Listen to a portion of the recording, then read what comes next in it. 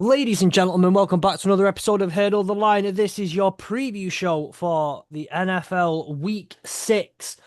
We're a third of the way through the season. We're previewing the third of the way through the season. It's going by so quickly.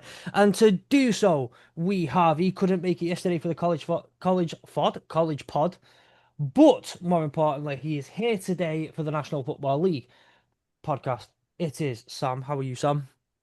I'm good. I'm good. I'm looking forward to hopefully seeing the Rams actually win this week and not fuck it up against a team of injuries. That's We hope so. Now, I wouldn't understand the problem of not winning last week. Carl is also joining us this week. Carl, would you understand that problem of not winning in week Um, five? that all depends what you mean by winning. I Do you mean, mean well, you by played the do Bills, no, so obviously you got yeah, but absolutely battered, right? oh no, but I know, but do you actually mean winning as in did we win, as in win a normal game or did we win as in we beat one of the best teams in football and we're supposed to be a rebuilding team? That's the level of happiness I'm happy to be back on. Well, I think I will clarify for the point. Did you score more points than your opponents did Yes, in week we five? did. Yes, okay, right. I'm glad we got that definition of winning out there. Um, Okay, so like I say, we are here to talk about week 6 of the NFL season. We have a few topics to discuss, things that are pertinent to the weekend and just pertinent to the NFL season as a whole, as we place ourselves within the mark of being a third of the way through the season. But first, couple of pieces of news that we have seen around the league. Uh, Joe Flacco was traded to the Bengals. Yeah, Um, as I said offline before he joined, the Browns have sent him there to get shot in the back of the head with that O line. So he is being put out to pasture. yeah. Carl, is it the right decision for the Bengals? Is it the right decision for the Browns to get rid of him? It's the right decision for the Browns to get rid of him, but it's a hell no for the Bengals to pick him up. You thought the Browns O line, although it's bad, it pales in comparison to the Bengals O line. The Bengals O line is basically tracing paper. You're putting a 40-year-old Joe Flacco behind a line which can't block. It's ranked dead last in the NFL in pass blocking. Sam is right. I would give it 2 games before we see him in a wheelchair. They were better off trading for Jameis Winston out of the off the Giants or trade for Malik Willis off the Packers. Get someone younger, get someone that can actually be mobile and can evade the pocket because that pocket is going to collapse 70% of each and every game that he's going to play. You needed a mobile quarterback in their instances, and they haven't. Now Flacco's a good passer of the ball. Don't get me wrong. When he's got time in the I did pocket, say you need time. he does have a nice he does throw a nice spiral, but that's only when he's got time. He is not going to have no time whatsoever behind that Bengals O line. Yeah. Browning's pretty pissed as well, isn't he? That he's basically been told he's going to get benched. So would you if you've had like 5 or 6 interceptions in the last 3 games.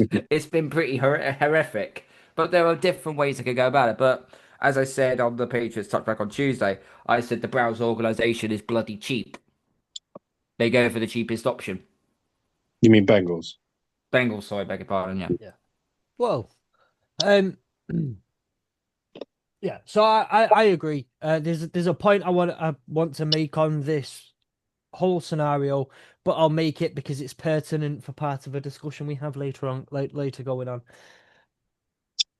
One other piece of news that I have is that it was announced this week that the Vikings and Browns was the most watched NFL Network London game ever, with an average viewership of 6.4 million across TV and digital, the third most watched NFL Network international game on record. I mean, this is good news in the sense of like the complaints that we hear every year. Somehow, after having regular season games since 2007 in the UK, people in America still ask if we even watch games over here. or go to games over here, or anyone knows it exists over here. I don't know why that's a thing. We've sold out, like we were selling out Wembley 3 times, right? I don't get this question, but we also have the complaints with people waking up on the West Coast and having to watch games at 9 a.m. when they should be doing other things on a Sunday morning. I don't know what else you'd rather be doing on a Sunday morning that's not watching football. East Coast at 9 That's it, a.m. East Coast. But I don't know what else you'd rather be doing at 9 a.m. on a Sunday. I'd rather be watching football. But we have all these complaints. It's nice to see that the continuation, it's picking up speed. People are tuning into the games. It wasn't the most exciting game on paper. Turned out to be a good game. But it is nice to see that it's starting to, I think, get the backing and viewership from around the world. I think there's also probably a lot of people that over in England that probably avoided going to the game this year. Separate note around the ticket pricing, I think is starting to go a bit insane for American football over here. But Yeah. I think that played into a lot of hands. I think people were happy to go to pubs or go watch it at home this year. Yeah. And that's probably played into it, I think, more so because I mean the increase in price tickets this year for Tottenham in particular were insane. I think there was like something like 35% increase on some of them because they were just ridiculous. Did I see? I think some of them, because if it was like before they obviously when they got rid of this the first year without the season tickets, people were paying, I think was it like 200 for the 2 games, Yeah. and then the tickets themselves were basically 200. So you were basically paying for, it was just ridiculous that the way that they'd done it this year. But unfortunately, I think that's the way that the NFL over here is going. It feels like it's becoming a bit over saturated with celebrities and less about the fans and more about the commercialization of American football in England. Yeah. And bringing in it's trying to do like they've got the base crowd, they've got the um God, I was about to call all of us middle aged then, and I'm not gonna do that. I'm not doing that to myself. I don't care about you two, I'm doing it to We're myself. not there yet. They've got the adult males of this age bracket from about 27, 28 all the way up to about 45, 50, where you kind of find most invested in sports and attending. They've got us, we're hooked for the most part. Any adult within that range and within that demographic they'd normally go for, if they're not into it by now, probably won't get into it or will still continue to be a slow burner. What they need to do now is go after the other markets, and they have to go after the youth and to see the sustained growth, and that's clearly where they're at with it. And that means people like you and I. But the problem is with that is that the younger generation don't have the money to be able to afford it, let alone, you know, you can't expect people to be able to afford minimum tickets of £90 upwards in order to be able to go and watch, for the most part, a team they don't support. Minimum £90. 40. I'll say this, Sam. 48 hours before the game, I actually went on e-ticketing to actually check to see if there was still seats available. Found some up in the top gods. You're at the 30-yard line, still in the top gods. It was still £175. Mm. 48 hours prior to the game. Yeah. That's insulting. Yeah. Mm. Yeah, it's ridiculous. And like you say, I think the idea was clearly not. I mean, look at sports across the world. This isn't the discussion we want to get into for the whole episode, but I've watched this with my club, and I've gone and watched my football club since we were dog shit, and me and my dad could go for a fiver, like together for a fiver, right? And 20 quid would have got us something to eat and a program and all sorts of stuff like that. Not that my dad ever wanted to go and watch with me. We support different teams. But I remember when my football club was a small, basically community run football club. You ran by the fans, it's for the fans, they're the ones who turn up, they're the ones who make you your money, the ones who turn up. Now it's this big commercialized global thing. I've watched season ticket holders since the 60s get shafted Mm. because they're not bothered about match day attending fans. Yeah, you might pay an average of about 60 quid a ticket, 70 quid a ticket to go to a game, plus a couple of pints, plus a pie, all that's 100 quid all in all, right? But what matters most is the TV viewers because the advertisement pays on average more for me than I would pay. They get more money from advertising to me than they do from me going to the game, Mhm. right? Then they get more money in the fact that I'm going to, and then it's getting to buy merch, it's getting to buy that, and it's being invested in the product globally. And that's clear again, that's clearly where they're at. They're no longer, yes, the audience might not be turning up to games and buy, but they're gonna buy jerseys, they're gonna buy merch, they're gonna keep buying the little Funko Pops, they're gonna keep doing the little micro transactions that add up throughout the year to more than that ticket was worth. So that's the way I've seen it anyway. And like I say, I watched it with Yeah, my club doing it's it.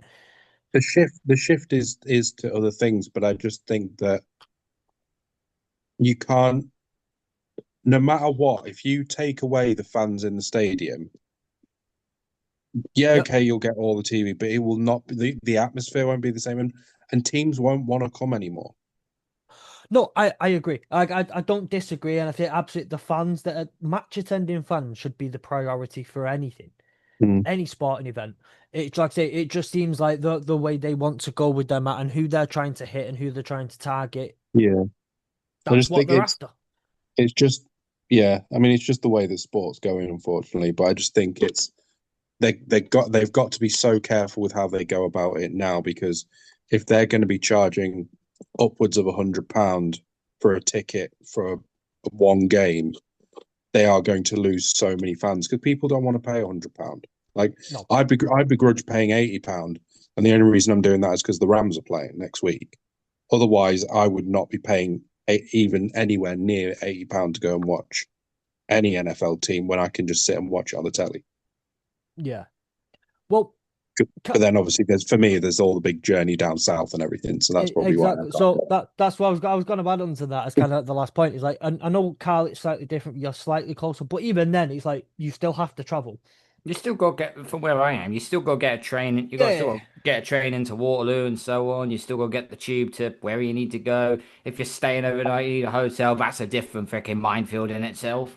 You right. know, and then you got like the pre-parties afterwards. You get invited. So say because last year the Pats played the Jags, so the Pats had their own like Saturday evening partying. I can't remember what pub it is now. I'll have to double check it. And then You'd have had the pre-match meet up as well, which the would have been in a pre-match pub. meetup as well, yeah, pre-match meetup and so on. Then you're at the game, and you find somewhere afterwards to watch Red Zone, have a few beers, and then you got to try and fight your way through the crowd to get back, either get back home or get back to your hotel somewhere. It's a very, very, very expensive weekend. Mm. And I calculated some of this up, and there is an opportunity. You know, when we played so bad last year, there was a chance that you could actually get to Gillette Stadium, and it would cost you a tenner to sit in one of the middle row seats. Yeah, Right. So this is right now. It's Wednesday, the 9th of October at 25 past 9 p.m. Right. If been I wanted Thursday. to go, It's not a Wednesday, it's a Thursday. It's a it is Thursday. right. Anyway, right. Ed's gone. The cheapest train ticket I can find. Hang on. Let's try that again. Why is it? Let's just do open return. Um, I'm on the train booking app. The cheapest train I can find that'll get me into London at Euston by no later than 12 o'clock is, and this is with an open return. I can either pay £115 and I'll be there. There's a few trains like tickets for that a return that'll get me in about between 11 and half, but anywhere between 10 and half 11, they'll all get me in within that time. Or I could leave Saturday night, get a rail replacement bus service, be in London by 8:30 in the morning for 60 quid.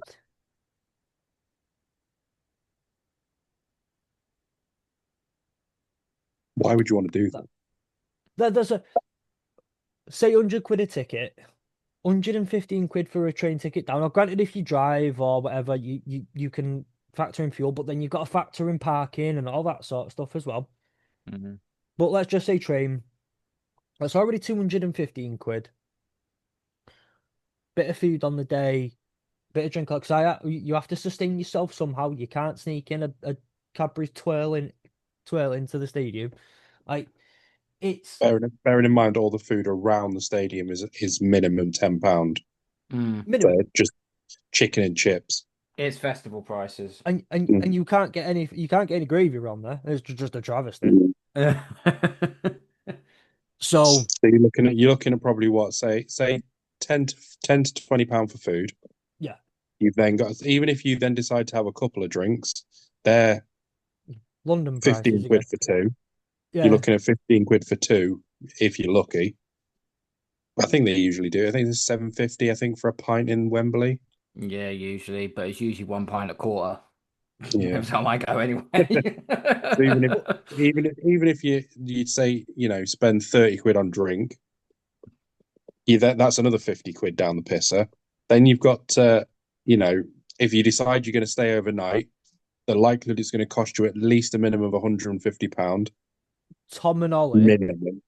Tom and Ollie went at the weekend. They stayed in a hostel, 65 quid a bed in a hostel. Yeah, I stayed I stayed in a room with my mate uh in London Bridge in the hotel at London Bridge, and it cost us £200 a night. There was two of us, so £100 each. Mm. And that was, It, we pre-booked that like months, like nearly a year in advance.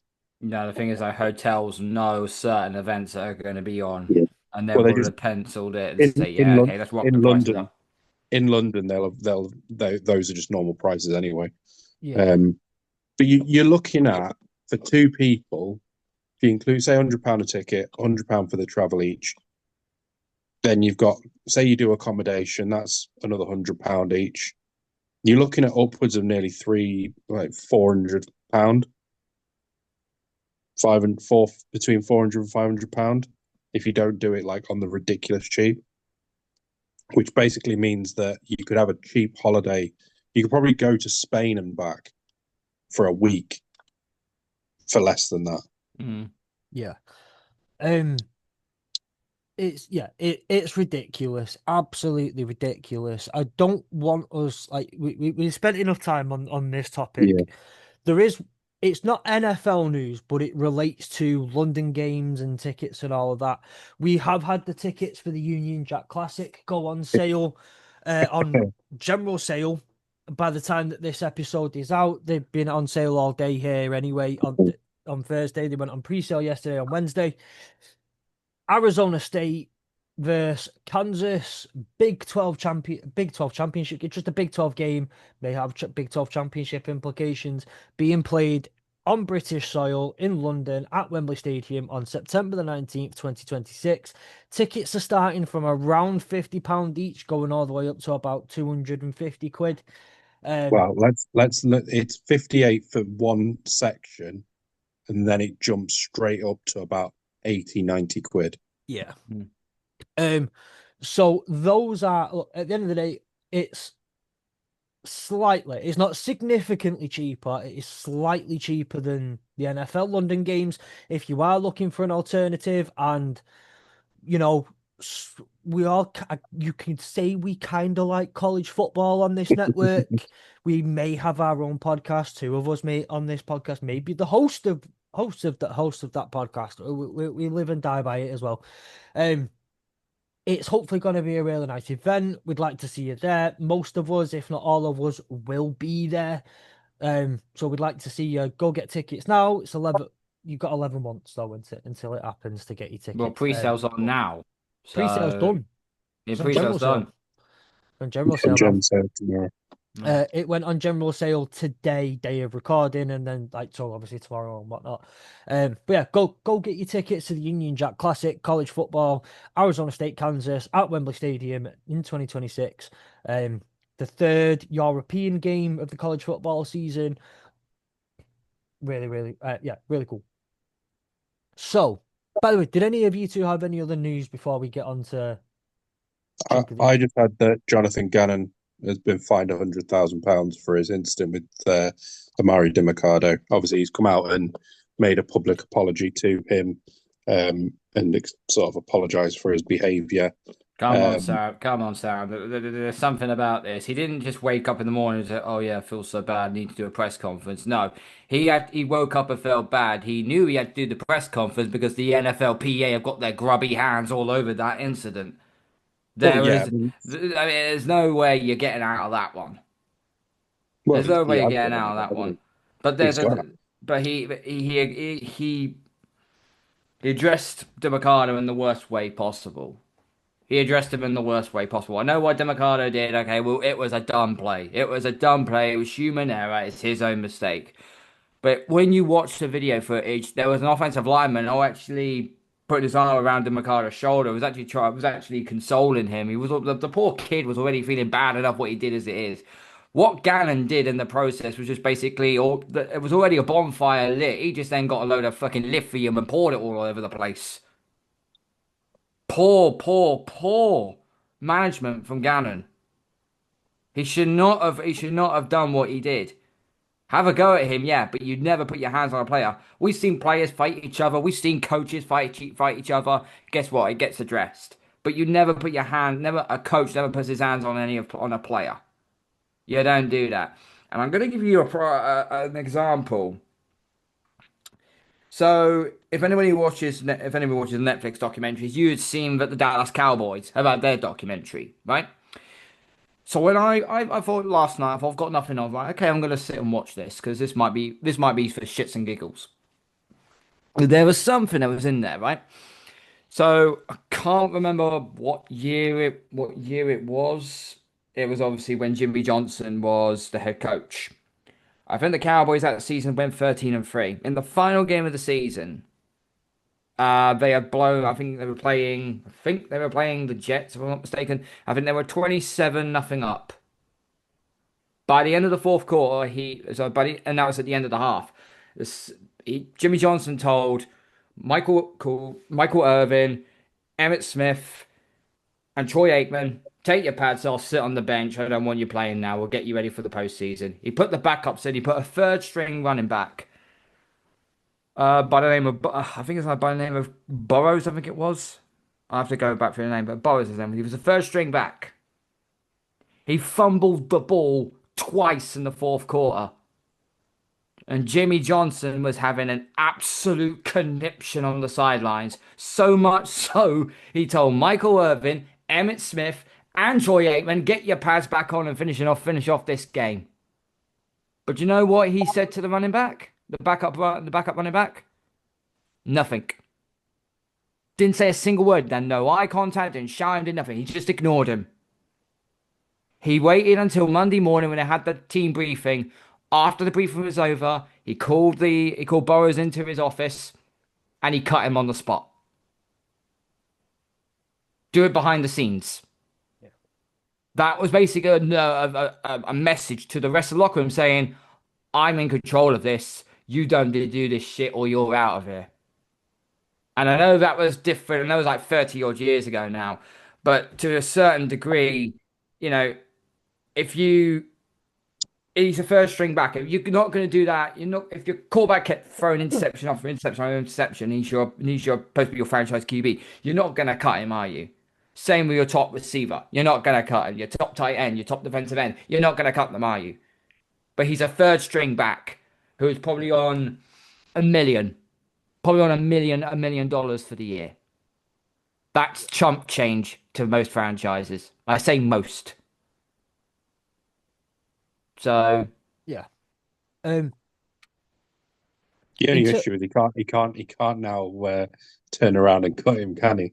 He's put himself in a position where that's what he I mean. can't really cut him. He yeah. addressed himself on the sideline so badly. If he'd have just went over and if he didn't have to say a word, he could have just looked over and then just carried on and told the team, right, head on. Now we've made a mistake. Let's get back on it and let's finish this game off. But he did it. He made it into a whole into a whole bloody song and dance about it. The NFLPA's got hold of it. So he had to apologize for his actions because he knew what he did and he realized Yeah. he screwed up royally. There are ways to deal with the situation, good and bad. He didn't do any of the good ones. Speaking of fines, by the way, there is one thing, one fine, and I want to make a point out of this here, right? Sorry to do this to everyone. If you are offended by this kind of thing and you're on YouTube, don't look over 3 seconds. Yeah, I just thought, right, I did that, right? Sam won't look at me now. Carl's had to go off the screen. That's fine. We'll deal with it. Jerry Jones does it and he gets fined $250,000. That's my favorite thing of the week. Oh, Jerry what, that you Jones, mean? Jerry Jones, but, right? The best bit about it all, and I mean the best bit about it all, have you seen Jerry Jones speak about it? Have you heard what he said about it? So, right, I if you've seen the video, Jerry Jones, he's at MetLife for the Cowboys Jets, and there's a load of fans beneath the box that he's in, and he's giving him a bit of this and that. And he's looking down and he's going like he's got thumbs up at everyone, and then he points at someone, sticks up the middle finger, and then walks away. Yeah, all caught on video, gets a 250K fine. Jerry Jones, as he does, because he needs to have attention, has his radio show on like a Wednesday morning or whatever it is. He goes on and he's like, I was meant to do a thumbs up, but I just bullshit. accidentally did the wrong hand gesture. Now, I I'm just was gonna say this, meant right? to do a thumbs up. Oh, let's- He was Sam, doing a Sam. thumbs Oh, up. sorry, I meant to do the thumbs up. Oh, come on. He What are was you doing a doing? thumbs up, stops, points, middle fingers, and then so he was like he already knew how to do a thumbs up. That's not a but the best bit is like I was sat there thinking about it for must have been for about an hour. This played on my mind, and I was like, I remember being 11, the first time I got caught swearing by my mum, right? And I remember trying to do a very similar argument, or the first time like someone walked up to me and said, I put WTF in a text message to a friend, and I got told off for it. And I was like, but I meant what the flip. I didn't mean it the way everyone else means it. I meant what the flip. And she was like, I'm not falling for it. I'm not stupid. Right? Jerry Jones, we're not stupid. We're not falling for it. Right? You're not a 12-year-old trying to get out of swearing to your mum. Like it's Should have just owned it and just said, yeah, he was pissing me off, so I swore him. People oh have had respect for that. like yeah, Or they was I thinking thought if he wanted to kind of make a light of it, he could have just gone, oh, I was just having a bit of banter with the fans. yeah, like Yeah, I So mean it'd be funny to give the middle that's a finger. way of dousing out the fire. The problem is now we're now going into a game where the Cowboys face the Carolina Panthers, which is essentially between the owner who sticks up the middle finger and the owner who will inevitably throw a drink over a fan. yeah. But and I do want to say it because like I'm gonna call out good teams winning great teams cover on this podcast later on. I've already told Paul it's gonna happen. I've already told him they're aware that I'm starting a war with him. But I'll give them this out because they did point this out in that interview. We also said like, oh, I was looking down.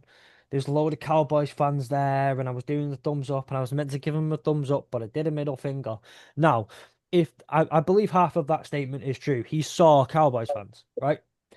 But accidentally, those intrusive thoughts and his real feelings came out, and as he likes to do anyway, he said, "Fuck the Cowboys, fuck all of you guys," and then carried on. So it could you could play it off and say, "Look, bit of banter with fans. They've given me the middle finger, I gave it back. We all laughed it off. We were all having a good time. Here's what it is. You know, I can't do it as an owner, whatever."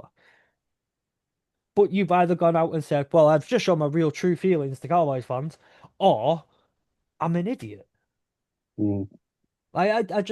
It's the funniest thing of the whole week. And yet again, the funniest thing of the week coming out of the NFL is something stupid Jerry Jones has done. Yeah. The other final bit of news I had was just that the Jags have agreed terms with the Browns to trade Tyson Campbell and a seventh Yeah. round pick next year in exchange for Greg Newsome and the sixth round pick. That was the last bit of news that I had. And then, I mean, I won't cover it because we'll probably cover it in the Yeah, potentially in the fantasy pod, just around the numerous people who aren't training and featuring this week, including the likes of Lamar, Brock Purdy, Kyler yeah, Murray's been out, and all of that. So yeah. don't There's a need to go lot. through all of those because we can cover them at a later date. There's like an all-pro team on Just injured. on inactives. Yeah, there's an all-pro team of inactives this season. Um, Ollie, Ollie's stingers finally come to fruition. Have we not realised how the whole of last season, if you wanted anything, Ollie came out with Greg Newsome in the sixth. He did, yeah. He Greg did Newsome in the actually, sixth. yeah. Um, so shout out to Ollie, by the way. That He's is finally got his Greg manifestation. Newsome in a sec. That is Mm. manifestation at an elite level. However, I don't think it was probably the trade that he wanted. No, probably No. not. Probably not. But look, the manifestation was there for the Greg Newsome in the sixth, so we'll give you all the credit for that one. Before we get onto the proper topics, we'll do the whole. If you go into the description of this episode, if you're on YouTube, it's right below Carl. If you are on your audio platform of choice, it's within the app. Did you actually look under your table then? Like, Yes, I did look under my table. um, I found it. It's just uh, found the links in the description right there. Yes. you will find a bunch of text, then you will find a bunch of buttons, and you will find some links in there too. Those are the links where you can follow us on social media, follow Heard on the Line, follow the AAW Network, follow these two gorgeous co-hosts of mine, and you can follow me too. You can also find our sponsors, Fantasy Game Day. Now I don't know about you guys, but I on a Sunday occasionally like to have a little flutter, put a couple of quid down, enhances my game day watching experience. I don't know about you guys. Absolutely. Yeah. I also like to partake within the fantasy footballs. There's a great podcast I listen to as well within this called The Fantasy Den. The guy who talks about tight ends is really insightful, and my tight end game has I bet he become does. my tight end game in fantasy football lately has been on impeccable, impeccable. The quarterback guy is a bit average though. Um, Yeah, so I like to do those things. It enhances my game day watching experience. And I used to think to myself, I wonder if I could do both of these things at the very same time. And luckily, we had a little thing called DraftKings where you could do both of those things at the same time. They buggered off. But then something even bigger and even, well, something better replace DraftKings, and that is Fantasy Game Day. Our sponsors, they allow you to do both fantasy football and betting in one sweet little NFL daily fantasy app made by UK fans for UK fans. Set your lineup to the budget, compete against other UK fans, content creators, myself, hopefully Carl and Sam. I've had some winning, so you can come and try and take me on. And if you want to do so when you haven't already signed up to this fantastic app, one, why? Two, you can do so by going to the link in the description of this episode. When you do so, you sign up at the bottom of the sign up page and use promo code code HRDLE. That is HRDLE, hurdle without the U. So there's no Heard of the Line without you. Beautiful. Just beautiful. Um, With that, once you deposit and play for the first time, you will get £7.50 in free plays because they're generous like that. They're just really, really nice people. And we're not saying that because they're our sponsors. It's genuinely a lot of fun to play.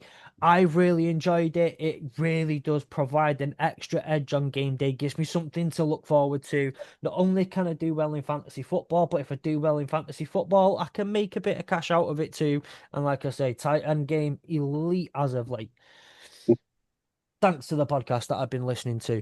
So, yeah, do all that. Head to the links in the description and please do so and let us know. Join our Discord if you want to tell us about your lineups. Come and discuss them. Who you think's hot, who you think's not, who are you starting, who are you not, who are your captains, who aren't your captains. Come and talk to us about it all. We have that and multiple other free channels to go through: NFL, college football, Britball, European League of Football, but no one's ever spoken it, and that thing might be dead anyway. Britball, everything in between, and loads of other things. We need the meme channel going as well. If you've got memes, safe for work ones, or you can have risky, but like we're not talking proper unsafe for work. Please get the meme channel going. That's my favorite thing. It's the one channel I need. I really want going. Okay, so first proper topic of the week. I want to do a segment called "Week One is a Liar," named after a famous phrase, but also my favorite sign of the entire season that popped up at Ford Field in week 3. Week 1 is a liar. What that means is that the things we see in week 1, what happens in week 1, and all the things that come out of week 1 in the NFL or even in college football, Sam, as we've seen numerous times over the last few years, week 1 is a liar. What you see is not what is necessarily reality. So I'm going to pass it around the room, and I want us to just go through a few things that we noticed in week 1. These things were considered facts. These were considered the statements for the season that have turned out not to be true. Carl or Sam, do you have one already ready to go that you can think of? Yeah, the NFL since week 1 has been on nothing but on acid. The NFL's been on acid since week 1. There's been some very, very weird results that have come through. Not to mention the fact some of the bigger teams that we all know are not exactly clicking into form at this minute in time. And this is usually the part where they usually do click into form. Now, I know injuries do play their part in it, but we've had a multiple number of high profile injuries. Um, Joe Burrow being out, Malik Neighbors. There's been so many names. Tyreek Hill. Tyreek Hill. There's many different names that have gone out due to injury. What makes it weird? What makes it weird as well is that the teams that got a win in week 1 have not exactly gone on to say, well, kick on. And I think someone said that the Raiders apparently with Pete Carroll they were going to be, they won't be a playoff contender, but they're going to be competent. They're going to be at least be average. And well, it proves that week 1 win over my Patriots was just an anomaly. Because since then they've done nothing but play absolutely poorly, which is not that surprising to be honest with you. I think what we have seen over the last 5 now, coming up to the next 6 weeks, there's just been a lot of crazy stuff in the NFL that has actually generally happened, and some of it you just have to laugh about it, and there's something you have to get upset about. Um, and there is a segment that we'll do later, but I'll leave that later on down the road Yeah. because it kind of beds into this, but I'll leave it out for the time being. Yeah. Um, and there are teams that are trying to push on, and they're just not getting it right. Once more, it's difficult to say. I just think the NFL has just been on a bit of a drug cocktail ever since week 1 started, and I think it hasn't quite settled down yet. Yeah. I wonder if this is the week where it all starts settling down. Now we start seeing the consistency of the teams we know which are good and the teams I know which are bad. That's Yeah. the week I'm hoping to start seeing because there needs to be a level of consistency now because it's just all over the place. Yeah. Sam, what did week 1 lie about? Saquon Barkley being the #1 running back in the league. Ooh.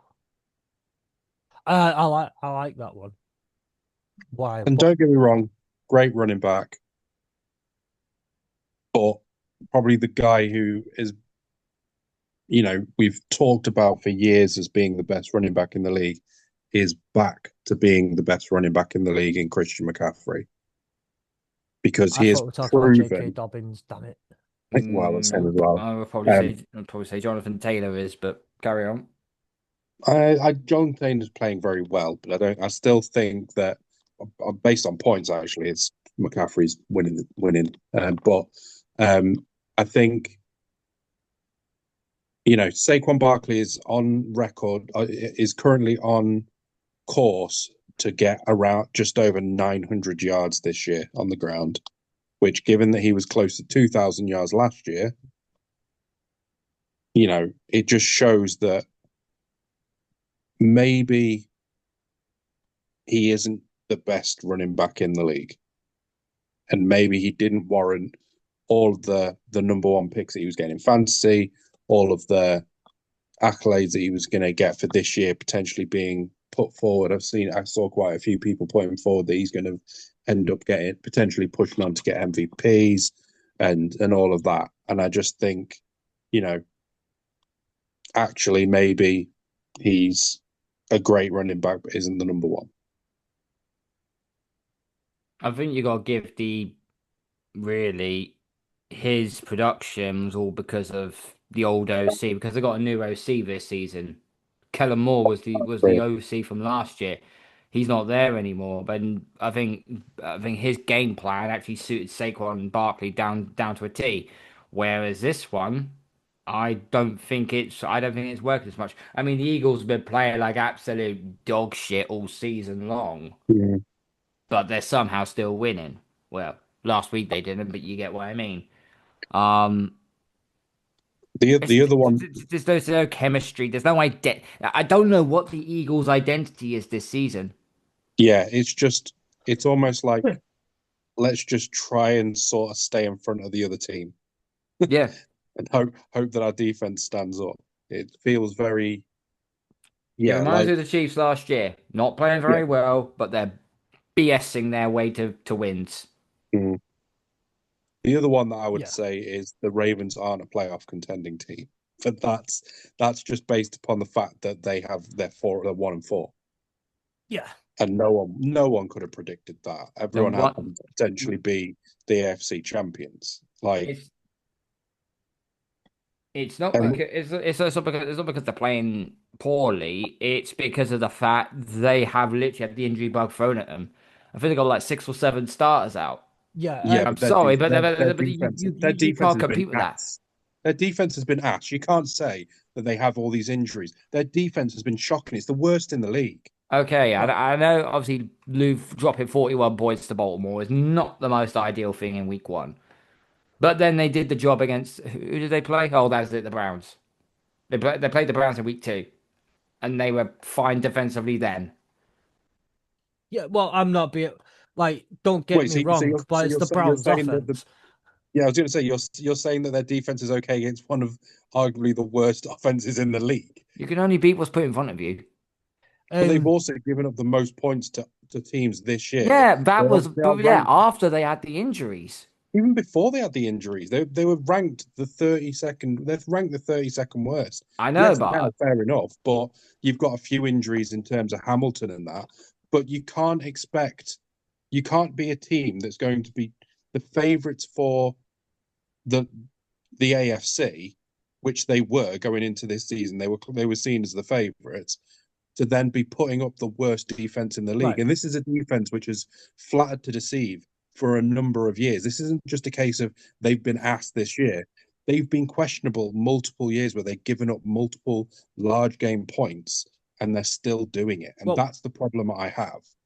let me throw this out there, and I'm going to take my own horn here. I'm going to get all homer it and say the Lions went 15-2 with like, I don't know, like just that ridiculous amount of players on IR on defense last season. So I think I understand where the injuries come from because they catch up to you in the end. But also I'm with you, Sam, that like a good coach will get you will have next man up and next man ready, and that will get you through a number of games when you've got the level of talent that you do on the field. You Derrick Henry should be good enough to win you 2-3 of those games, right? Yeah. The It's games also already, but Yeah, and that couples with it is the fact that they've just not utilized. I mean, we talked about it, was it week 3, where we talked about the fact that they just do not utilize their running back or the running back situation. I think they only had like 19 running plays. And it's like you've got one of the best, one of the greatest running backs throughout his career in there still as running back, who quite frankly bulldozes people. You've got Lamar Jackson, who is a running back, and I will stand by he is a running back. You've got glorified running back. But He's a carry on. glorified running back. You've got two of the best people in the league running in the running game, and you weren't using them. You were trying to throw to in double coverage with a guy who's accuracy probably isn't as good as it should be for the elite level quarterback that he is. So to me, this isn't just about. I mean, yes, they have their defense has been shocking this year. Yes, they've had injuries, but they've also, when they've had the players in there and available to play, they've not utilized them in the way they should. And that's the problem that I have, is that you have a team that are on paper, that defense shouldn't be the 31st worst, and generally it probably wouldn't be. But to me, it shouldn't even be bottom 16. That defense on paper is a fantastic defense, and that offense we know can put 30 points in a game every single week. It just isn't working. This is part of where we had a conversation on Monday, and I brought this up because, I stood in for Chapman on Monday with Ollie and Tom, and it is the questions to be had around. I'm not saying hot seat right now. Is there questions to be had of John Harbaugh? And let's face it, and we spoke about this on Monday. I think it was Ollie that made the actual point. He was teetering on that. His job was on a bit of a balance before he got Lamar Jackson. Lamar Jackson comes in, essentially saves his job, and he's been able to ride on the coattails of, call him a running back, call him whatever. At the end of the day, Lamar Jackson is just a phenomenal athlete, and deserved multi MVP winner. That he's been able to ride on the coattails of having that level of talent and just having a lot of talent. He's not been able to. And yeah, before you say anything, I know who I'm talking in a room with. Double Super Bowl winning team, 6-time winning Super Bowl team. Yeah, he's only got the one Super Bowl. All right, he's only got the one Super Bowl. I'm saying this as a team that's never seen the Super Bowl. You can't live off that forever. Mike Tomlin can't live off the 2008 Super Bowl forever. Mike Tomlin can live on the plus 500 record for the rest of his life. Yeah. Like, there's only so long you can live off a success you had 12 years ago. It's not going to cut it. And if you can't get it done in the playoffs, which they can't, and can only get it done in the regular season, and you have these problems where 5, 6, 7 players go out, yeah, it's like $160 million worth of cap spaces on IR or out of games at the moment, which is a lot. But good coaches have next man up and next man ready, and even if it's not pretty, they'll get you over that line. And even if you crawl over that line, like the Lions did a few times last season, they crawled over that. They get you over that line, and if you're getting the 30-38 was a scoreline that flattered the Ravens a little bit. They got battered in that second half and scored a garbage time touchdown. They got blown away by the Chiefs, 37-20, and that they absolutely got blown away. And then what I saw on Sunday, granted a lot via red zone, against the Texans, that's inexcusable if you're the Ravens. I don't give a fuck if Cooper Rush is your quarterback or whoever's on your team. That's inexcusable if you're a Ravens team who has Super Bowl aspirations. So my question here is, I think the question has to be on, can John Harbaugh actually get this team ready, and is Lamar Jackson carrying him through the regular season, and then they can't get it done when it matters? Well, I'll throw something right here for you, Fletch. When Lamar Jackson's out injured, John Harbaugh's record without Lamar Jackson, right, as it currently stands, is 4-11. I think that kind of says it all. Without Lamar, I think this guy, if they didn't draft Lamar in 2018, if they didn't draft Lamar Jackson in 2018, Harbaugh would have been done within the next 2 years. He might have had another NFL job in between now and then, but I don't think he'd have survived because the Ravens were floundering at some point as well. They were mediocre at best. That's what I'm saying.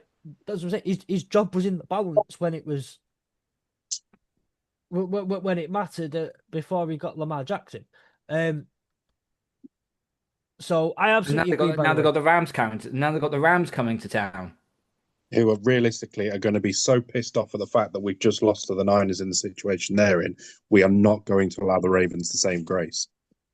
They're not going to allow it. And I don't think Lamar Jackson's not going to be available for that game by the looks of it. No, he's not. No, He's not going to be available Yeah, but no, he'll be back after the bye week. yeah. yeah. So Well, essentially, it's going to be, you know, they're going to be going into that game against, they've got after that, that game, they're going to be 1-5.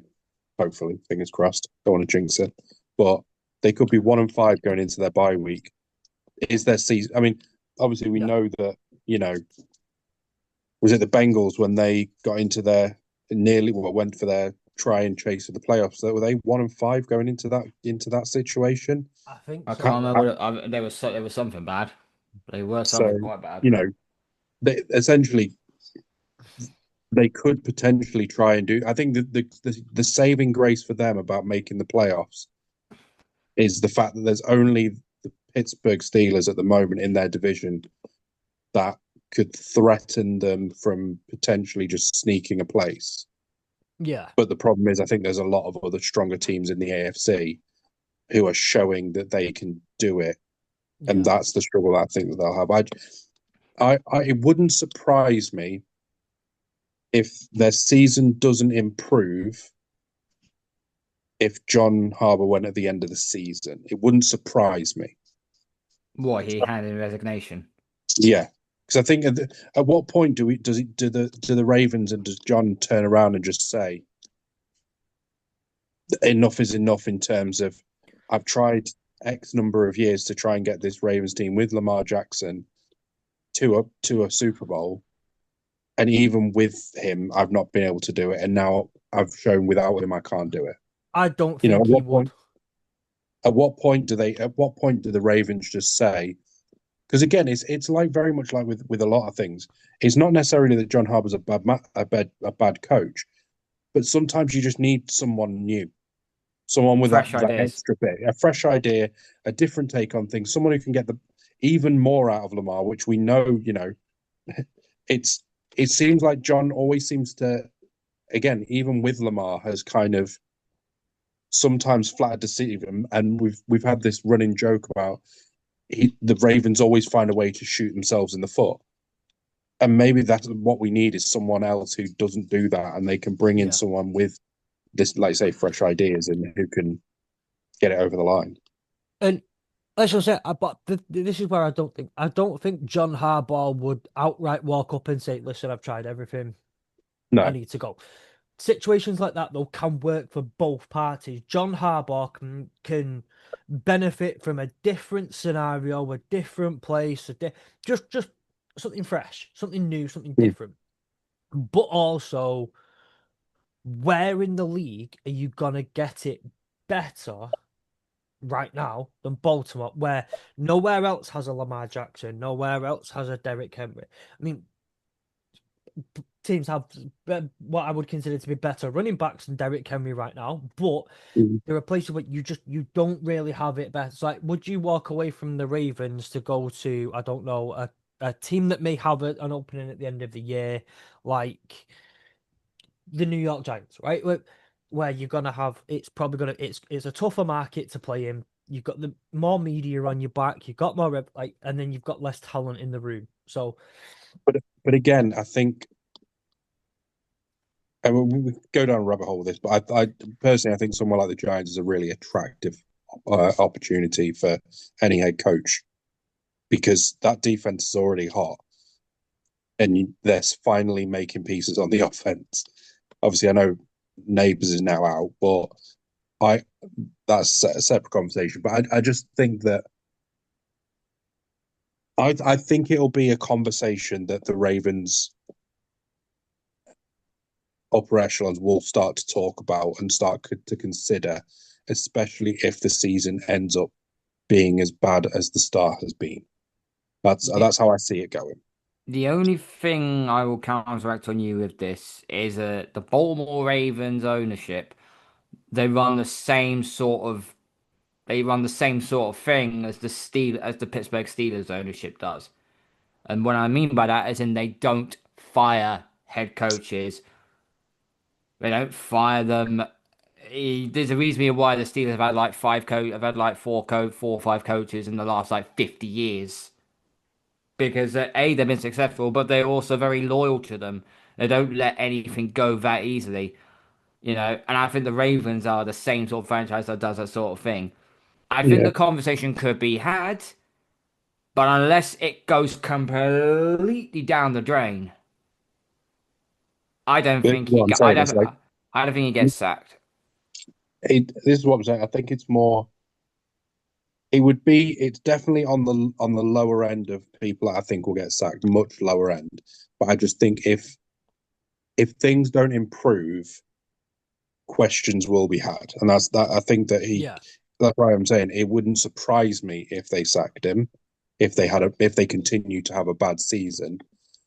But it's not something I would necessarily expect. I just think it's that awkward position. It reminds me a bit of the Shanahan position recently when when the last season when the Niners weren't that good based off previous seasons, and I think there was potential murmurs that he could potentially be moved on, but I think that we're now starting to see that they're going to stick with their guy because, like I say, the loyalty behind it and everything.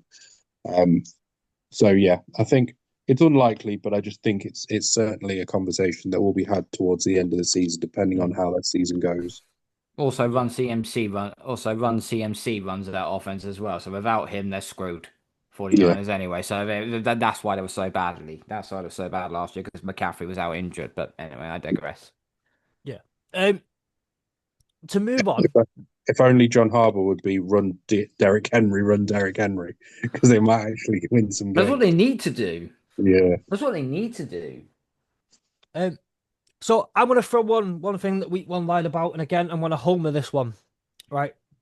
And to illustrate this point, I am going to read you a tweet that Hurdle the Line was sent via our good friends at Good Teams Win Great Teams cover on the Monday morning after the so this NFL is where the season war starts. starts. This is where the war War starts. starts. Paul, you done fucked up, mate. You done messed up with this one. The Lions might be dead. Sorry, Fletch. O-line was brutal. Can expect some growing pains with the changes, but that was just awful last night. They didn't play with the intensity or physicality we've come to expect since MCDC got there. But I want to focus on one, two, three, four, five.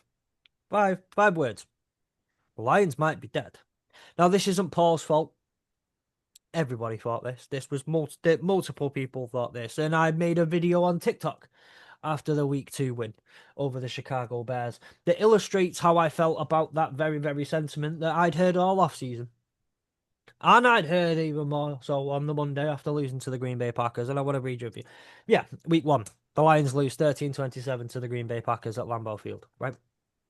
Lions are cooked. Without Ben Johnson, the Lions are nothing. Without Aaron Glenn, the Lions are nothing. Dan Campbell's just a meathead, right? Since then, the Lions have gone 4-0. Put up a whopping 161 points and given up 85 points since then. That is a point differential over those 4 games of 76. Few of those have been garbage time touchdowns. See the Bengals at the weekend, the Ravens a couple of weeks ago.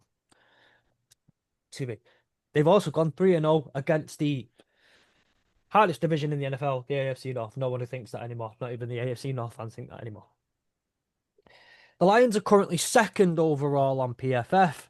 They are 4th overall in offense, 2nd in receiving, 3rd in run blocking. On defense, they are 2nd overall. They are 5th in run defense, 2nd in tackling, 2nd in pass rush, 4th in coverage. But PFF, there's more to it than just PFF. The Lions are 3rd in net takeaways with 6. Only the Jacksonville Jaguars and the Pittsburgh Steelers are better. They're 3rd in takeaways with 9, 6 interceptions, 3 forced fumbles, and tied 5th in giveaways with 3, 2 interceptions, and 1 fumble. They are tied 7th in yards per play at 6.0.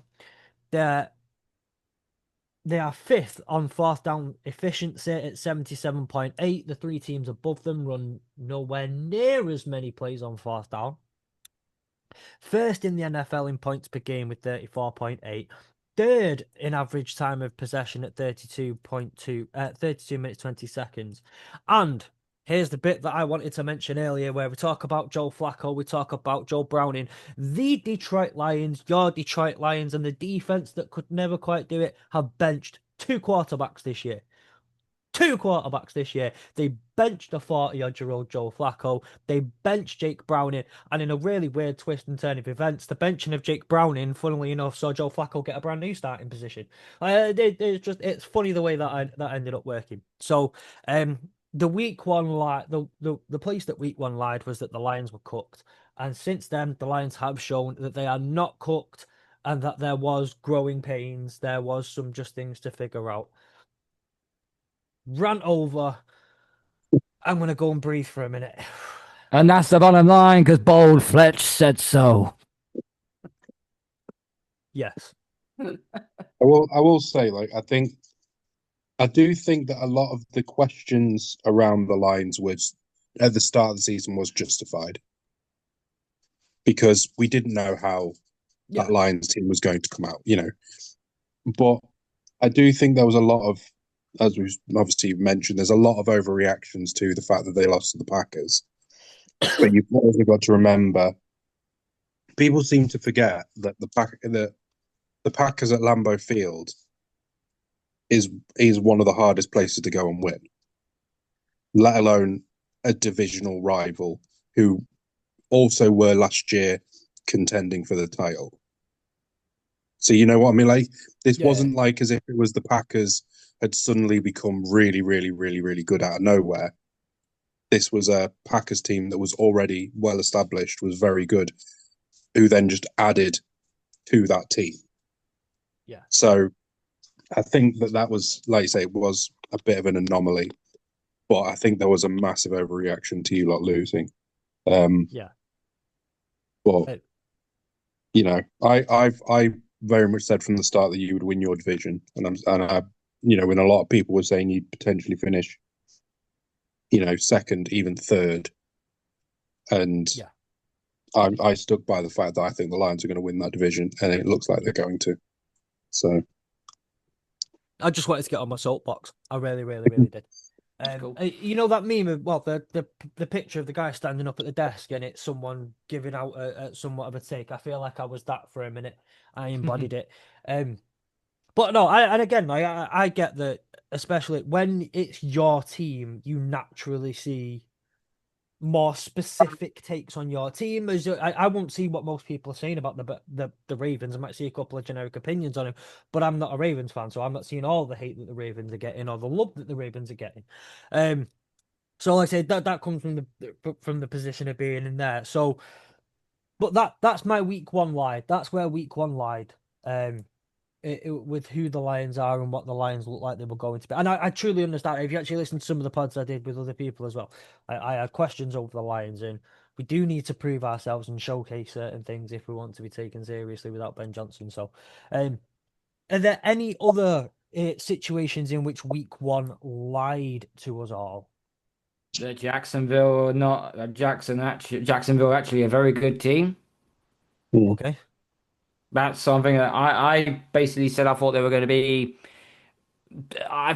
second to Houston this year. But the way it's all started out, I think Jacksonville have done well. I still have my reservations of Trevor Lawrence because there is a point he's going to turn back into a pumpkin again. Um, but Jacksonville, they've got, I'm not saying it's Saxonville 2.0, but their defense is actually pretty good. Statement win on Monday Night Football against the Chiefs. They needed that one. Travis Etienne is actually a decent running back, and they have got good weapons on the perimeter. Travis Hunter made some very good catches late in that game. That was so critical of them. And I'm in Jacksonville. They're looking like they're looking. Oh, use Sam's term. They're looking very frisky. The Jags are looking frisky. when did I use the term frisky? Oh, someone used it. I thought you used it. Sorry. Anyway. Maybe I did, but I don't remember Oh, using no, it. anyhow, yeah, but they're looking frisky, Jacksonville. They are. But then saying that, so do the Colts. If you'd have said to me the Colts after week five, they'd not only be not only be 4-1, but they'd be the top of the AFC on point differential. I'll be like, get off the weed. instantly get off the weed. Yeah. What Shane Steichen's done to that Colts team has been phenomenal. Yep. Yeah, I think you look at the two conferences. I think the NFC at the moment is probably exactly how you would expect it to be in terms of. I mean, yeah, the Niners are up there. Maybe people didn't expect that, but Eagles, Bucks, Lions, Packers, all relatively set. Then you look at the top of the AFC. Colts, no one gave them a chance in hell. Bills, okay. Jags, no one really gave them a chance in hell. Steelers, with Aaron Rodgers there, no one gave them a chance in hell. How the hell they're fourth, I don't know. Because Um, everyone's running in, everyone in the AFC North is running into their own bear traps, but carry well, on. yeah, true. Um, but yeah, so that's the state of the AFC is just essentially Colts, Jags, Steelers. We spoke at the start of the season how the uh, the AFC South was the worst division in the league this year, Mm, they, and they, two they, of their teams yeah, are top. They did a Michael Jordan and took it personally. Yeah, because we know that both teams were listening to our pod. They They were. regularly listen, don't they? So They all do. yeah, Um, that is that headset that the Colts owner has on, that wasn't to listen to plays. That was listening to our podcast. Yeah. well, yeah, she texts me Have you about it seen the before, shit and she hurdle was the just line of actually like, giving this team? she'll text me on Sunday night and just be like, I can't believe you mentioned me on the pod again. I love it. Keep it coming. Um, no, I tell you, one of the best things about the Jags, right, is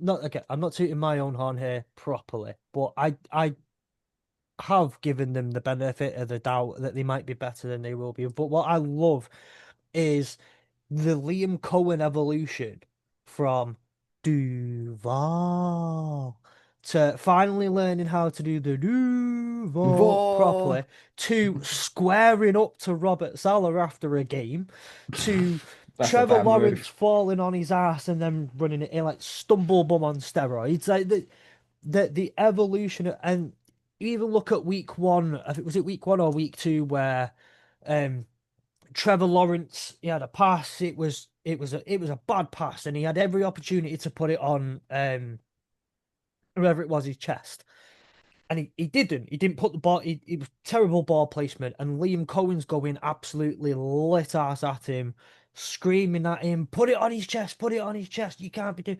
And they had that, and Trevor Lawrence is doing the shut up, leave me alone. And we all thought that there was beef and that there was problems, and now they're 4-1 and they've just beat the Chiefs. They've beat the 49ers. They've beat and I don't know what this Texans are. Granted, they lost to the Bengals. But this team is looking. It's looking like Liam Cohen has got this team, and he's got them playing some good football, got them winning important games. The relationships getting better, and just his evolution as a person has just been fantastic to see for the last 6 months. The thing And is that, with both the Colts and the Jazz, I said this about Trevor Lawrence. Okay, no, I think he is a starting caliber QB, but he has got some really bad deficiencies. As I said, when we're gonna find out sooner or later whether he played that game really well in Kansas City or it was just a one-off. He's going to turn back into a pumpkin. The same can also be said for Daniel Jones of the Colts. And I know Daniel Jones is playing really, really well right now, and I'm shocked and surprised as anybody else that he's playing so well. But there's always something in the back of my head that's thinking he's gonna make one bad mistake still. He's gonna go back to Danny Derps, and that's the only slight worry I have with both teams. I think both defenses are great. I think their O lines are great. They've got very good running games. They've got a good plethora of receivers. Their quarterbacks can play well on their day, but they have got a mistake in them, and it may cost them dearly down the stretch. That's the only thing I'm slightly worried about with the two AFC South teams. And Houston need to get their shit together as well. Well done on their victory against the Ravens. Well done. You beat a Tennessee team which are useless. You beat a Ravens team that's got no defense. And you're on a bye this week. So let's see what happens next week. We thought When you don't The know who they Titans. played, but actually, We but thought the Titans were useless, and then we watched the Cardinals in the no, fourth no, quarter. they're They're not useless. useless. That's useless. That was the There's, most that was the most goofiest, flukiest win I've ever seen in my life in the NFL. do you know what? I think actually, to be fair, I think the Cardinals went through useless, and turned into just being an advantage for another team. So they I'm had not a gonna say. use. It I'm was gonna. just their usage worked against them. Um. Okay, so Sam, do you have anything else that week one lied about before we get on to the last one? Nope. Nope. Okay, so I have one, and this leads us into our next segment as well, right? Because I realized pushing for time. The New York Jets will be fine. They're Mhm. okay. They ran a good Steelers team really close in the Aaron Rodgers Justin Fields Bowl. They'll be fine. They look good. Justin Fields has found his home. Aaron Glenn has got this team working really well. I love Aaron Glenn. I love him as a person. I loved him as a coach. I had certain problems with him as a coordinator, but I think he's fantastic, and I want nothing but success for the man. But they look bad, and like right now, in every single offensive stat, again, this is via PFF at the moment. I didn't put all the stats together as many as I did for the Lions, obviously. But 20th to 32nd, they are bottom 3/8 in every single offensive stat bar passing, which is just about halfway, and run blocking, which is 10th in the league via PFF. Though the running via PFF is like ridiculously terrible. Um, oh no, it's not that terrible. It's 20th. So good run blocking, just bad running. Uh, then if you look at the defense, the run defense is 11th, but they're 30th in tackling. They're 31st in coverage. It's Justin Fields has had moments, right? His moments where he looks good. The team has had moments where they look good. And other than putting up, flip over my page here, like nearly coming back with a fourth quarter garbage time comeback against the Bucks, the only game they've really looked good and done good things, can you really say, has been the Steelers in week one, where everything was fresh and new. The Dolphins are so terrible, I don't think you can class that as a truly good game or putting up a good fight when it's against a bad team. You know, it we said at the start of the season, the Jets will be fine. This was the lie. The lie was like, this is it. They'll find it. They'll figure the feet. They've got it. They figured it quite early. And now they're 0-5. And I want to use this to lead into the second segment, which is the New York Jets are the only remaining winless team. Sorry. What's the chance, and how realistic is it that they go 0-17? Sam, I'll ask you first. Um, Let me just have a look at their schedule. I think the one thing to say, and I think this is more so the surprise for me, is their defense has been poor. And you mentioned some of those stats before around tackling and coverage.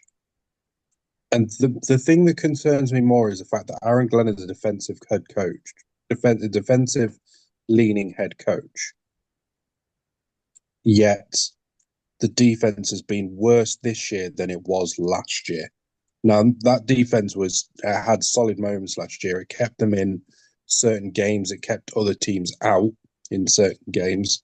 And this year it just feels like that they've fallen off a cliff. I couldn't even tell you if Sauce Gardner was playing in half of those games. The amount that he is not being talked about, because he was MVP, Defensive Rookie of the Year. He was meant to be this great thing. Barely heard anything about him this year, which is more worrying. And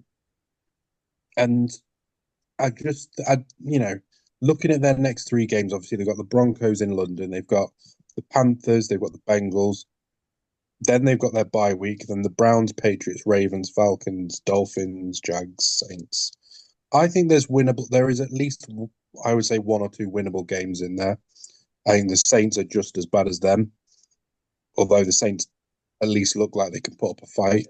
I think the Browns, obviously, that defense is basically just going to drag them through really poor games. They could win against the Bengals, maybe. Panthers, they could potentially get a win, but probably not. There are plenty of games there where they could win. It's just that whether they can figure out the issues to get the wins over the line is where I'm not too sure on. So to answer the question, in terms of are they going to be 0-17, I don't think they will. But the worry is they are probably still going to be a top 3 pick for this year. Yeah. And that's the more concerning thing. Right. I know Carl is itching to get in on this subject, to go and just to get in and sink his teeth in the Jets, and I will let you do that, Carl, in about 30 seconds. Let me just put this down, and then you can soapbox it. You can be man standing up at a desk, right? So again, yeah, like you said, the schedule. Next up, they've got the Broncos at home, the Panthers at home, Bengals on the road, bye week. Browns at home, Patriots on the road, Ravens on the road, Falcons, Dolphins, Jags on the road, Saints on the road, Patriots, Bills on the road, right? I've highlighted 4 games where I think that they could genuinely pull out a win. The rest of them, no, like it's not happening. They are the Panthers in week 7 at home, because the Panthers could turn up and do what they did to the Falcons. That could very well happen. The Panthers could also turn up and defecate the bed, as we love to say about certain teams last year, right? They could turn up and defecate the bed. It entirely depends on the Panthers and who turns up, and whether Bryce Young turns up, or like whoever the hell Bryce Young wants to be turns up. The Bengals, now they've put Joe Flacco in there and taken out Jake Browning. Obviously, Flacco saw little success with the Browns. Maybe he personally can see a little bit more success with having a Jamar Chase, with having the talent that they've got on that roster available to him. Then they've got, after the bye, I've got them losing to the Browns. I think that defense is too good. The Browns will show Aaron Glenn what a real defense is. Got them losing on the road to the Patriots. I've got them losing on the road to the Ravens. That'll probably have Lamar Jackson back at worst case scenario. I've got them losing to the Falcons at home, because as frustrating as the Falcons can be, they're still a better team. Dolphins are a potential for a win at home, but I don't know. Jags on the road, that's clear loss at the moment. And then, like I say, you got the Saints at home. And the only thing that matters in those last 3 games is, are you playing the tank? Are you playing the tank race? If you're playing a tank race with the Saints, you might get a win out of it, because Saints might find the way to lose.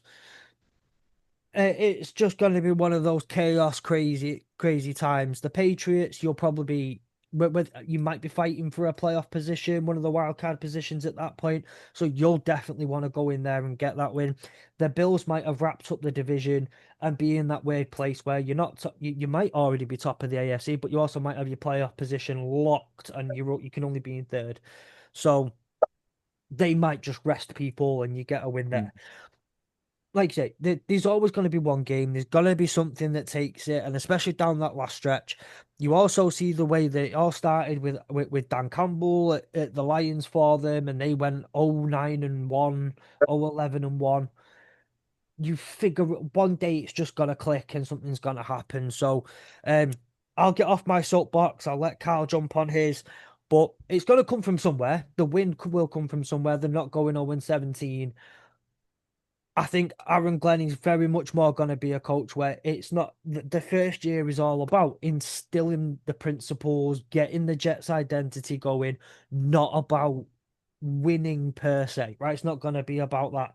And then finally, we're going to look towards, like I say, just a couple of the tank games where you might be able to afford to win a game and still not too drastically affect your draft position. Anyway, Carl, 3, 2, 1, go. Oh, where do we start? Where do you want me to start this? Okay. So you brought Aaron Glenn in for the Jets to be new head coach, right? He was DC at Detroit, and he did a fairly good job, even though Detroit's defense was injured to hell and back the previous few seasons, right? So what I've found out is the Detroit's defense right now is actually doing a lot better without Aaron Glenn. The Jets defense as a company stands now are giving up on average 34 points a game. This is from a DC. This is from a DC turned head coach. That's concerning. Most of these offensive scores that the Jets have done have all been in garbage time, as we've already stated. In the Cowboys game, that was in garbage time. In the Bucks, that was almost in garbage time, but the Bucks pulled it off at the end. And then the Steelers game, they played a competitive game. At week one is always a bit of a slippery week, as we've already stated it already. The Jets just don't know and just can't seem to get out of their own way. But they are not going to go 0-17 because I can see one fixture on the docket already where I know they'll get the win. And it's week 8 on the road to Cincinnati. That's going to be the game which will get the first win and everything else goes through. They'll be very lucky to win 2, maybe 3 more games. However, I will say this. When Fletcher says the Patriots are fighting for a wild card, there's a good chance we could have the wild card sewn up or 10 wins sewn up by the time we end up reaching the bye week in week 14. Because then our final 2 games is on the road to the Jets and at home to the Dolphins. There's a very, very good chance we might have sewn up the wild card and be like, okay, Jets, go on, you beat us and then bugger up your tank. Because I can see the Jets doing Jetsy things. But it's not just the Jets, it's the state of New York as well. The city of New York that's mourning. Because the Jets are still horrible. The Giants are not getting any better. And now their beloved Yankees got knocked out by the Toronto Blue Jays in the ALDS last night. It's not good if you're a New Yorker. And it's worse if you're a Jets fan. It's simple as. And I'll get flack for this. If you want to find me on Twitter, KBArsenalPats34, you're more than welcome to fire your grievance at me. I'll just give you the Jerry Jones treatment. Let's also not forget that New Yorkers have just dragged their name through the mud for the way that they acted in the Ryder Cup as well. Absolutely. There we go then. So it's not great if you're a Jets fan right now, but look, there is some silver linings. I think Justin Fields is a good QB. But you really start seeing him rattle off wins. We need to. He needs to start putting the team on his back, doesn't he? He does. Like other QBs do. He needs to start doing that. Yeah. And Cyril Scarp needs to play up to that ridiculous contract that he's on at the Jets as well, because he's one of the most overrated corners in the NFL at this current state of play. I thought their O-line was meant to be good there. I thought they had a good right tackle last year, and then they got their left tackle sorted out this year. And it turns out, well, that's not the case. Yeah, it's not the case at all. They're being left on an island. They're not getting a lot of help from the running backs either. So the scheming again, it's odd because obviously Breece Hall and Braylon Allen. Yeah, are very good running backs. It's just not working for whatever reason. No. And there's and also with the Jets as well, because the trade deadline will be in about 4 weeks' time. There was a potential of them having a fire sale. There is a potential of them having a fire. I don't know who they would trade. Apparently, someone like Breece Hall could get traded. Yeah, plenty of teams looking for a decent running back. Yeah, but they're not gonna trade to us, not in the division. That's sacrilege. Even Jets ownership wouldn't dare do that. I mean, I've seen Woody Johnson do weirder things before, but anyway, like being ambassador for the United Kingdom. But that's besides the point. So they'll get wins. I can see them get wins over the Bengals. I could see them. I can see them beating the Bills last game of the season because the I can Bills see will the just be sorted. Bills the Bills have the number one seed. They'll get the number one seed. They'll rest their players. The Bills will basically do what we ended up doing to the Bills last year, where we put Yeah, our backups in. They put their backups in, but yeah, our first string quarterback decided to play really good and bugger up our first overall pick. Although saying that we got our left tackle for the next decade plus, so there's no harm, no foul on that one. mm, Um, 3, 4 wins tops for the Jets. I can see yeah, what I can see on the on the record books right now.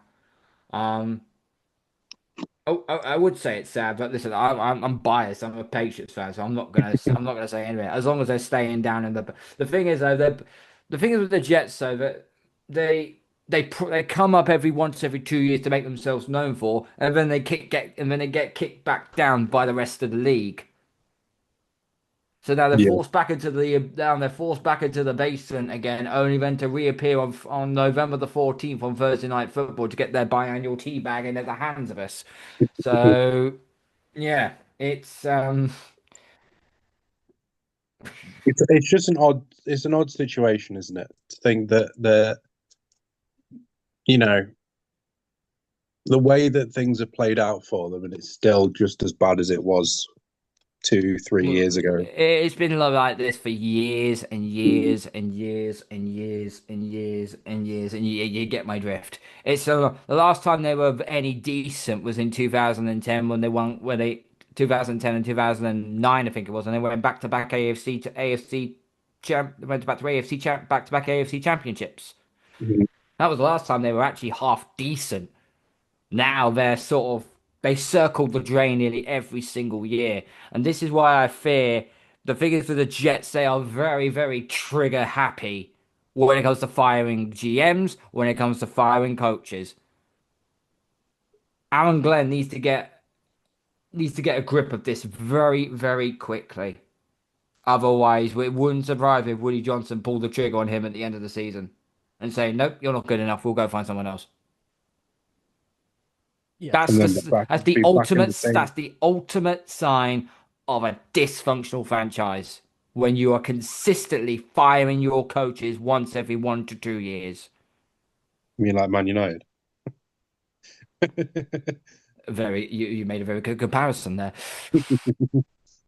Um, I get the point. I also think, right, and as much as look, things will get said in interviews and all that process that probably both parties can't actually promise, but they'll promise things to each other. I wouldn't have imagined a situation where Aaron Glenn walks into that and says, "Listen, what I'm going to put together is a process. You have to believe in the process and be behind the process." But also, and I don't imagine a situation where Woody Johnson wasn't like, he was like, "Oh, we need to see some sort of results, but I will trust you with that process." And then maybe he does actually turn around and go, well, that I don't like this process. That's too much losing for my liking in this process. But you have to. And again, this is why I said like I think the kind of coaching tree that Aaron Glenn comes off will come from the first year has to be bad. We have to get rid of the quarterback from last year. We have to make a lot of changes within the franchise. We have to build a lot of things from the ground up that have gone terribly wrong over the years. You have to stick by me with some of it, even if it's bad. Um, I'd like to, and I would love to see Aaron Glenn afforded the time to be able to make meaningful change within the franchise. And I think if you give him the time, he will be able to enact that change. Like I said, you've just got to have a rough first year. You have to. If you're doing what he's doing, it's not like the same situation where Ben Johnson walked into a franchise, had a franchise quarterback. You have franchise pieces, you have a Roma Duns, you have a lot of the pieces on offense already, you have a good defense, you can kind of plug and play and get things going quite quickly. This is an entirely different project that Aaron Glenn had to take on. I understand that. I understand that, and listen, he does deserve time to try and put down the blueprint that he wants. But if he was given a chance, if he was given time with, let's just say with Baltimore, let's say with New Orleans, let's say with Arizona, I would say with any of those teams, I think they would give him the time to do it. The Jets, I just think they're an organization, but the minute something goes horribly wrong, that's it. You're out on your ass. Yeah. I don't trust Woody Johnson. I just don't. I don't think anyone does really to do the I right don't think he things trusts or himself, to be honest. um yeah. Anything else you want to add onto this Jets conversation there, Sam? No, I just think it wouldn't again. It's one of those where it wouldn't surprise me if he did get sacked at the end of the season. But I also think that similar to what we said about Ben Johnson went into this start of this season before he signed for whoever he signed.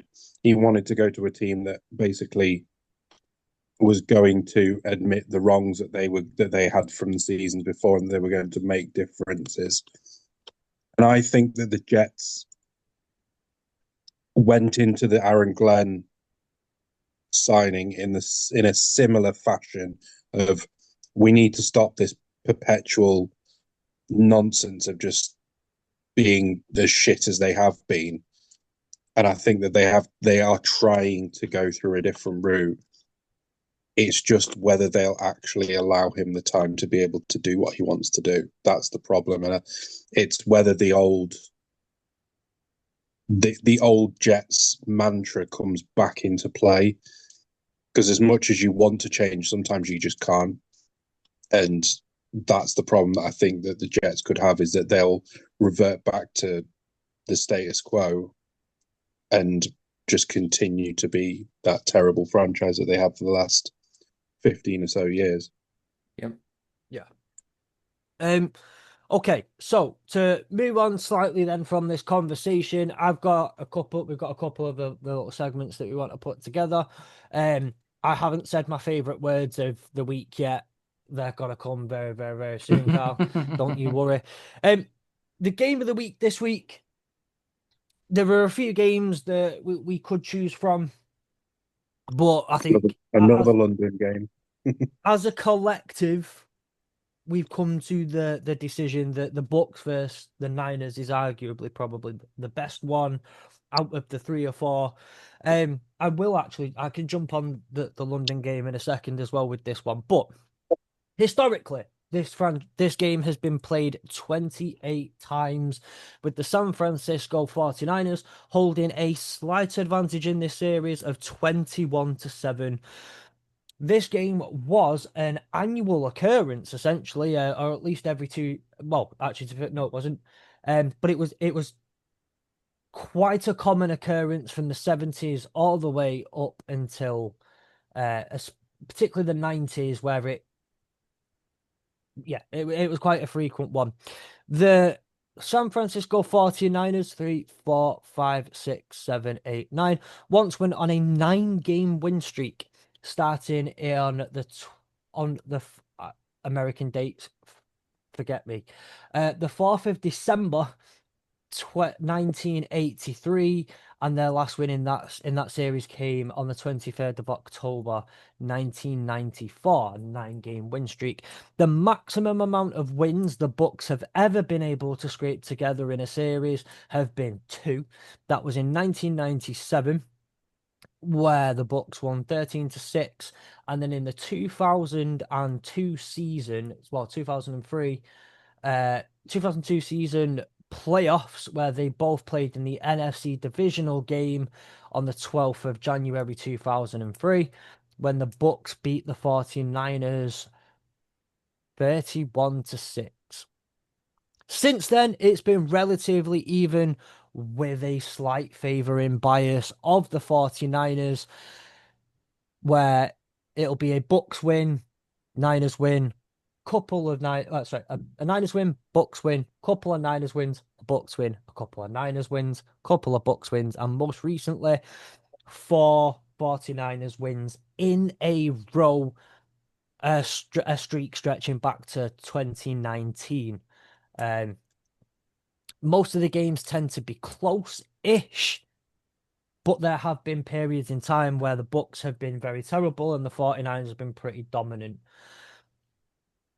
That's the game of the week. So the next thing to do is to throw to Sam for some fantasy football.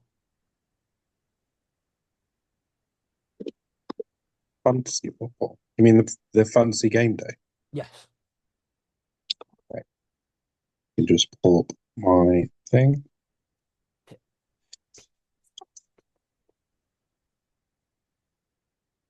So this week was quite difficult to pick players that were more valuable or valued. I found that it was quite a difficult week. I think there's a lot of players which are probably valued at or above where they should be.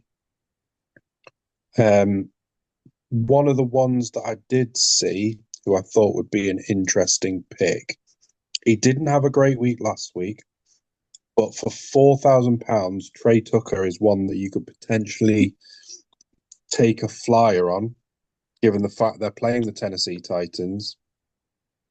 And we have known Tucker to be quite influential in terms of fantasy football points. Obviously, it looks like Brock Bowers is going to be missing another week with his knee or have groin or whatever the hell's wrong with him.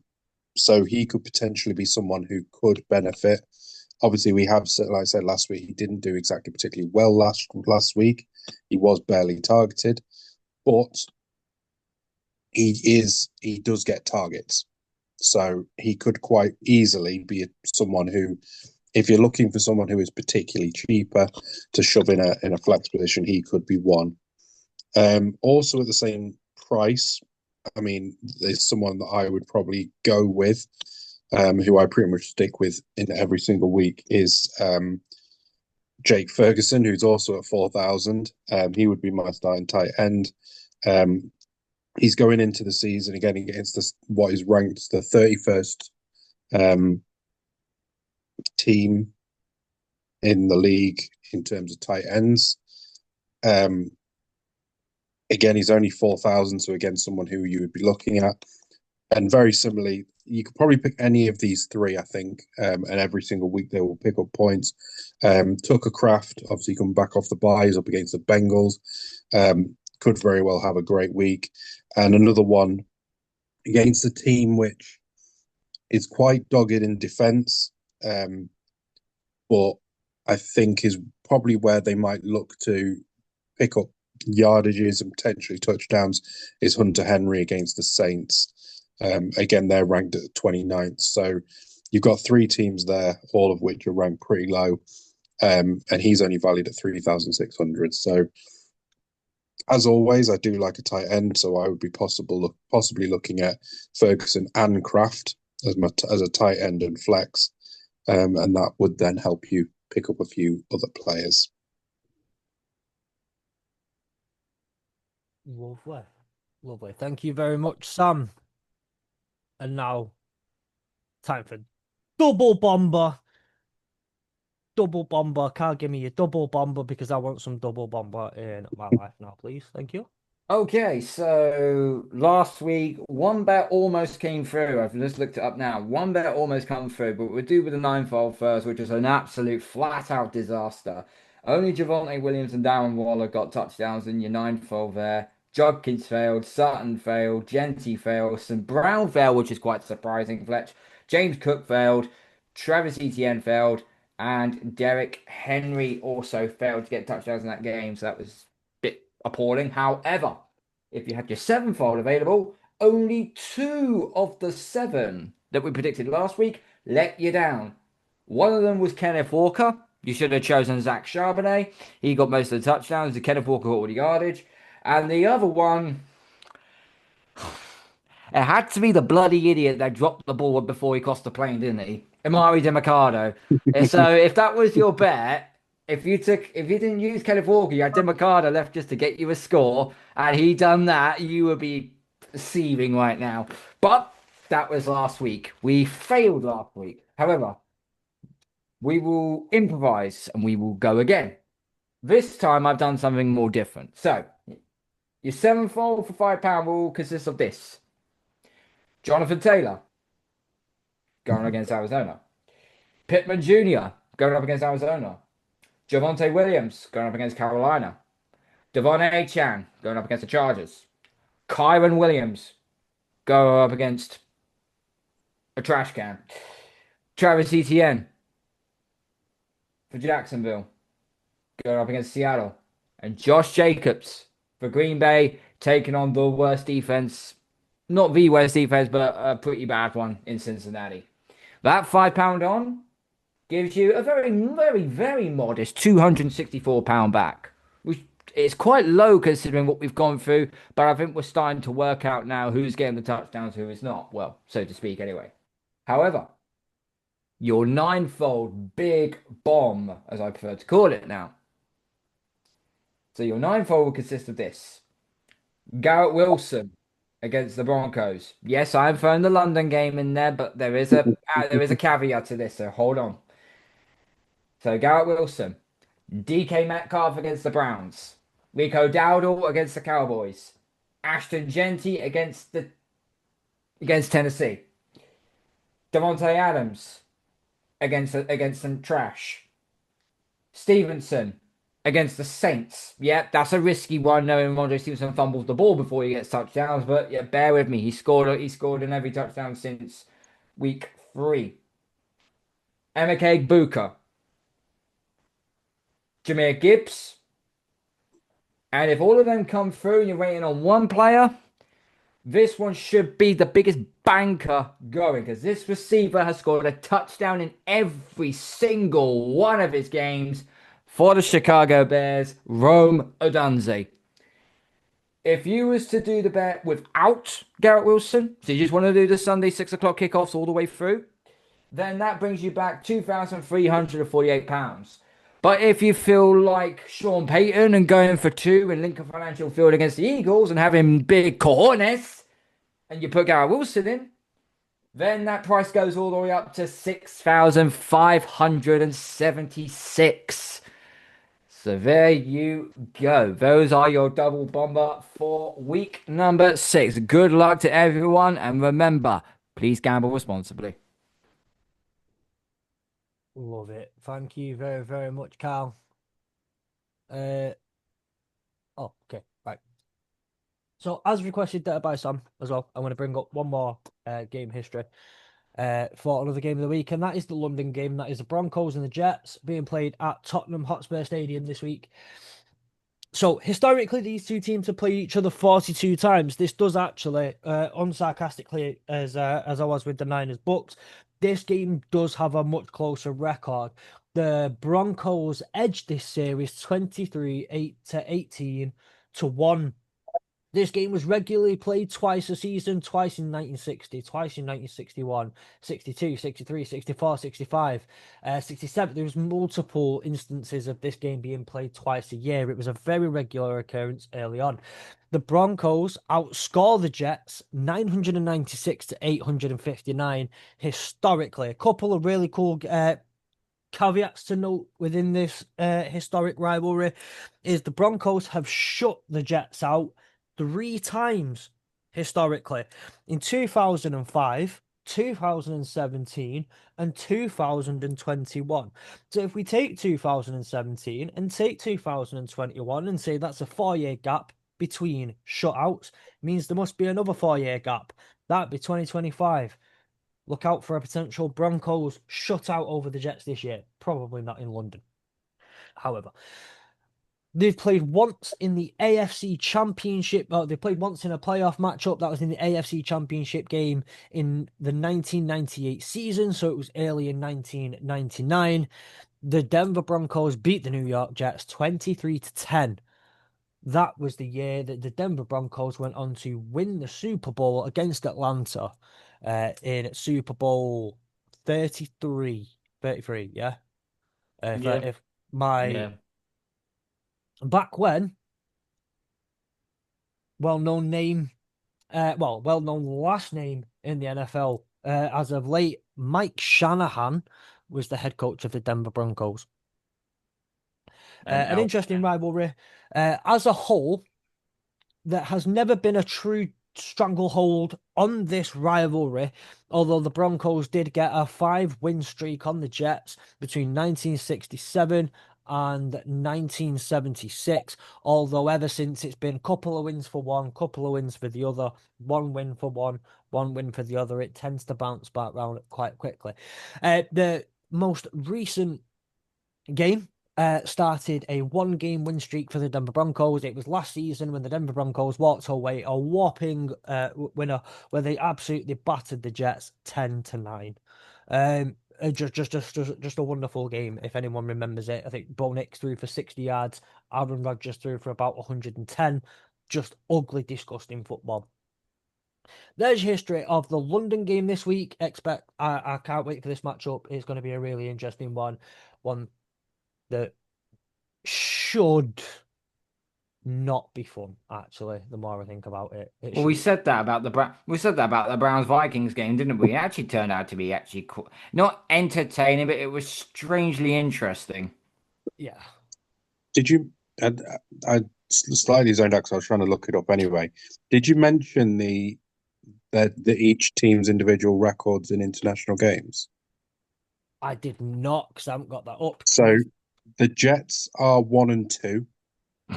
So they've played 3 times.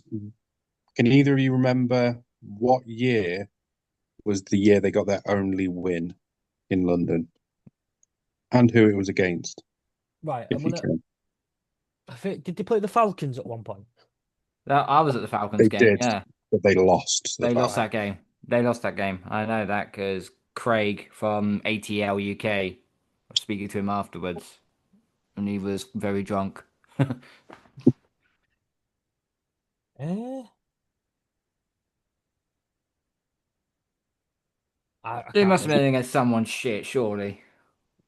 So it was in 2015 against Uh, the Miami Dolphins, I where was they won right.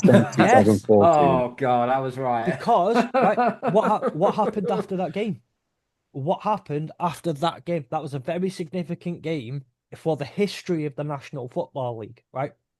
It actually had it's clearly had serious knock-on effects, right? What happened after that game? Don't know.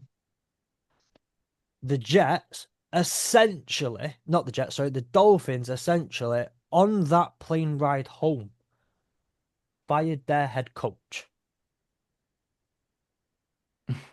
The interim head coach that took over the next game went by the name of Dan Campbell. Hmm.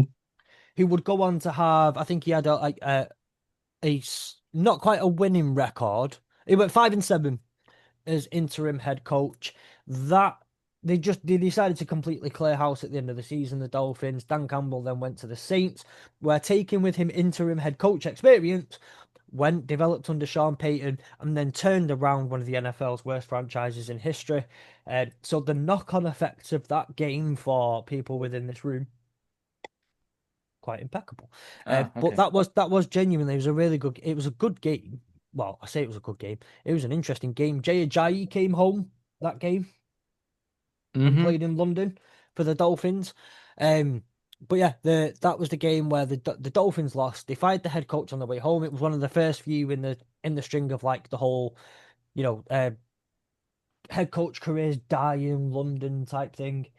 Um, and then yeah, it actually ended up being quite an interesting knock-on effect down the rest of the league. So, I mean, with that in mind, I've just realised the time. We've had some really good conversations today, but we do need to cut it short. We do need to cut it now and say that for the time being, I'm pretty sure we'll try and get out a Pick'ems video on Saturday. It went out slightly late this week, but it did go out before the London game started, so we did get it in there. Have a wonderful weekend. Enjoy the football. We're now into a 49-day stretch of an NFL or college football game every single day for the next 49 days. So much football, international games, all sorts. Have a lot of fun. Enjoy the weekend. We will see you on Monday for the review of the weekend. Hopefully, it's a bit less chaotic than this weekend. And then we, as a threesome, will see you all next week for previewing week 7. Until then, hurdle those lies.